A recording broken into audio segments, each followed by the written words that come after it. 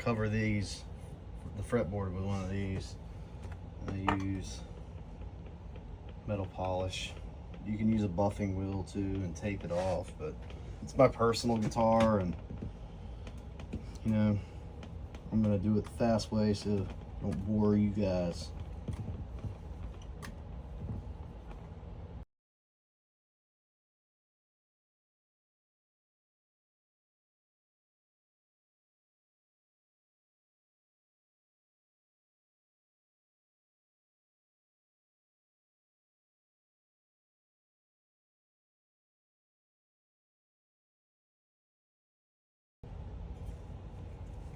Black.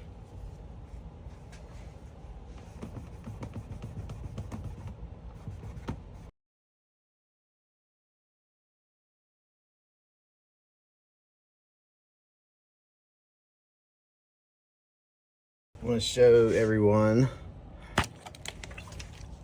how this looks. That is polished, and then they're like almost green. It's hard to tell with the bright light, but it's a world of a difference. All right, I'm gonna put you guys back on this table with this tripod that keeps fighting me, and all right, here we go. Gotta finish this up.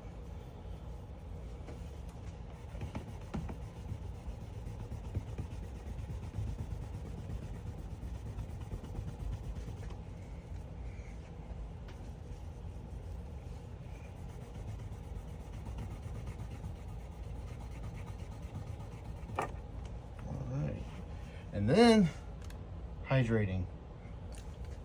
Hydrate this dry ass neck. Nebraska heat, and you're in Carolinas now, home of NASCAR.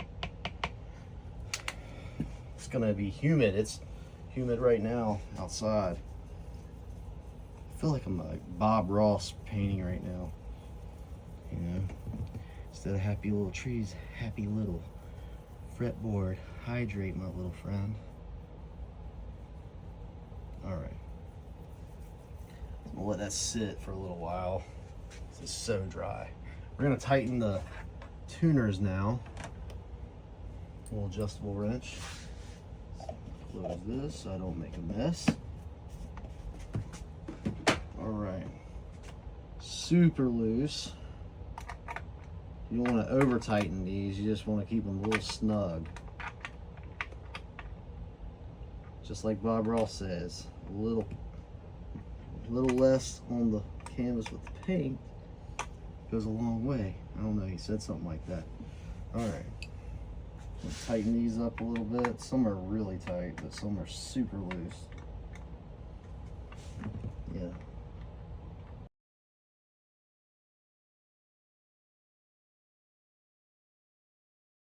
We're gonna wipe this body down before I put the pick guard back on, because it is kind of, you know, nasty. I'm gonna use, you know, the good old Dunlop polish. Shaky shake.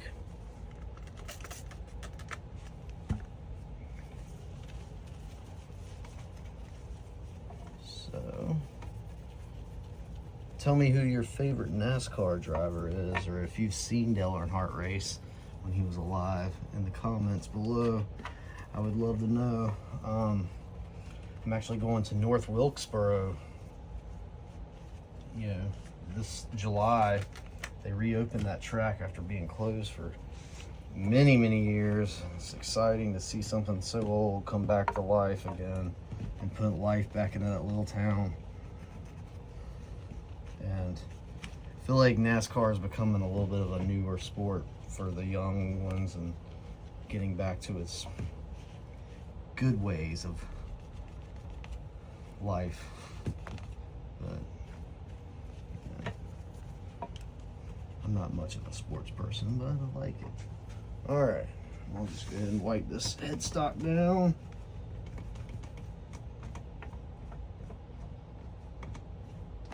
So they made a silver one of these. I'm not sure how many on that run they did, but that was in 2000, like I said. And when this one came out, it was in 99.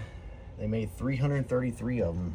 Sam Bass did a few other things. He did some Budweiser guitars and some other ones. There were some really cool ones out there. All right, got those lock washers where they're supposed to be. Now this is gonna be interesting. That's all dry, cool, cool, cool. All right, we're gonna put this back on, but just wipe this dust down a little bit on this. Cool. All right, let's polish this up too. See if any nicotine comes off.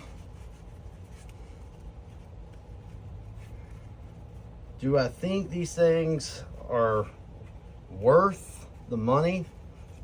That's a hard thing to say or answer, because if you're a NASCAR fan, you're willing to pay anything. I would not pay $6,000 for one of these things. I've played some really nice Epiphone Les Pauls, nice Gibson Les Pauls, and I have quite a few, but I feel like this is a very basic build for something that's so expensive, but I'm not hating on it. So this is going to be a challenge. You can't just put it on like that. You gotta beat it all through. But yeah, if you're looking to buy one of these and you find a good deal on it, definitely go for it. They're really a cool guitar, man. It's definitely an eye catcher. There's a guy in town that plays in the band Weed Eater. Dixie Dave is his name, and or not Dixie Dave is the bass player, but Dave Shepard is the guitar player, and he has one of these, and he rocks it with the racing belt and everything. But his is player grade too, and he got his an early time before they were getting crazy. I'm gonna go ahead and put a lock washer on this three-way switch too, because it's missing. Now where did I? All right, so I saved you guys the time by putting all those little Allen key screws back in. That was a project. I went ahead and oiled them down with the real oil too, because I noticed some of them were kind of a little like not wanting to quite go with some force.